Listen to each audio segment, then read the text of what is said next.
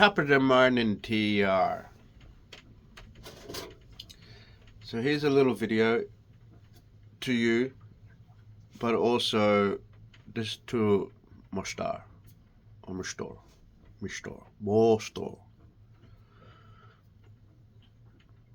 Sip of the coffee. So, what fuels disappointment? And is doing such a thing healthy for you?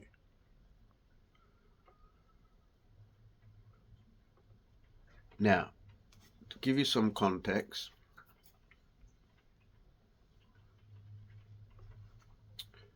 flowers have been blossoming in my world. Wonderful, wonderful flowers. Just beautiful flowers, right? Just the colors, the sensation of seeing the newness, of seeing that wonderfulness, the scent in the air, like a newness is welcoming me. And I give much gratitude to that. Much gratitude. Much gratitude. And in that, the flowers have been whispering. But have you ever heard a flower say to you, don't build me up too much, you might be disappointed? And this goes into those who are starting a new relationship, right? Whether it's your first relationship or a relationship over a time of just being with the self, but knowing that there is something that's missing, that there is a void, and no matter how bravado you soldier on in life, there will always be that nature.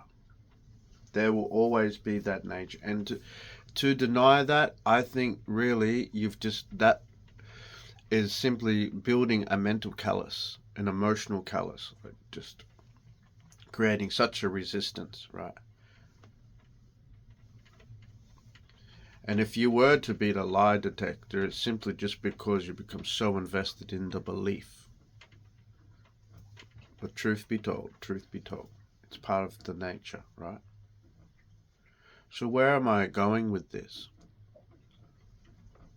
Well, within us is this light, okay?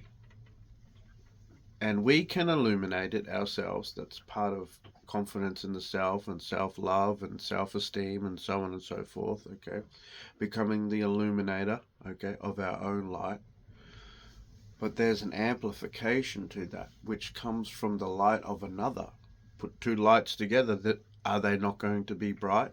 Even if they're dim, two dim lights still make a brighter light than one light on its own, which is dim. Right? Makes sense. And so, from my perspective and their perspective, or from your perspective and their perspective, to fuel the disappointment would seem detrimental to one's light. And then asking the question, what's more important to you? That which shines bright or that which denies the brightness being shone upon? Expectations, okay? You don't expect too much, you might be disappointed. That's a push away. That's a dimming. So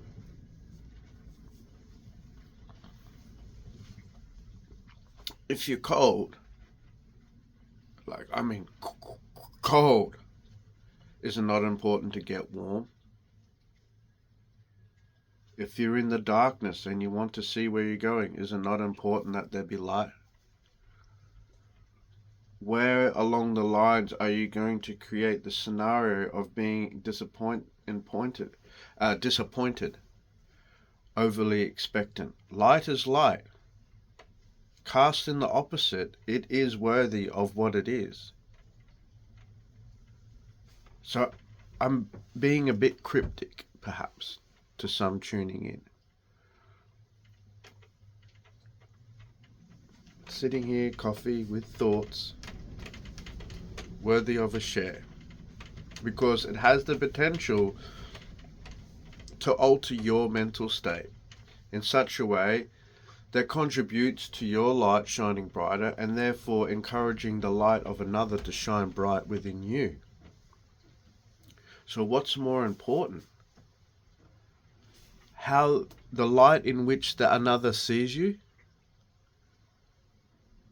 Because sometimes, we don't have the ability, especially when we've been on our own, to truly recognize how another can see us in another light. Because we're not seeing ourselves from that perspective, so it doesn't compute. So it's almost like self-preservation mode gets like activated. Oh, hey. Like, whoa. I've been in the dark here. Look, slow down with your lie. You might not like what you see, right? In more ways than one. And so actually, to be honest, the role is reversed from my perspective. But I'm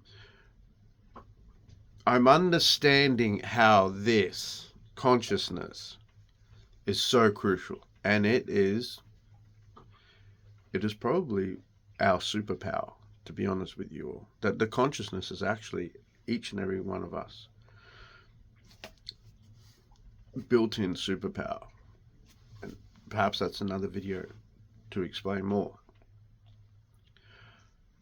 But if someone sees you in the light and you can see and hear in words written. Now that may sound a little, how can I hear in words written?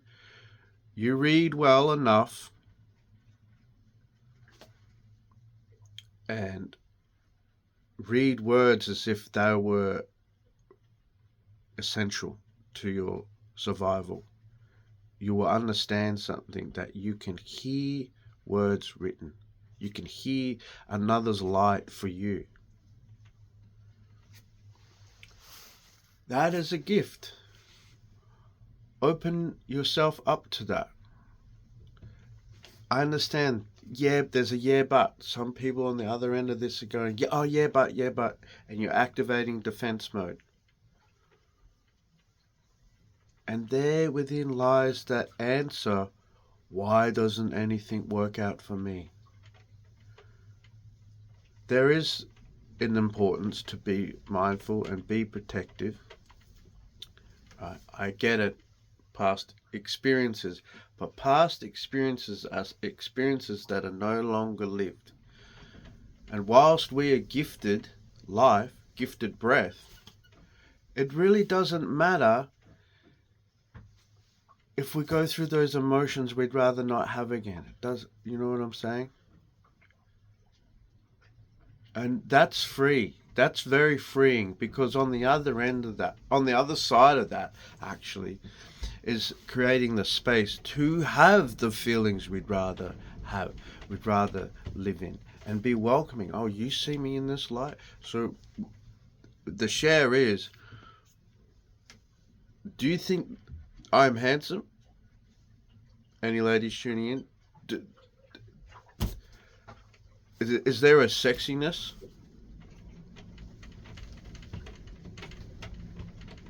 I'm a scruffy chap. So sweet and kind and charming.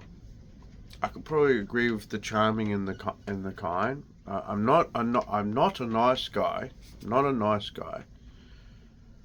But I do have a consciousness. Okay. So it's things like that. I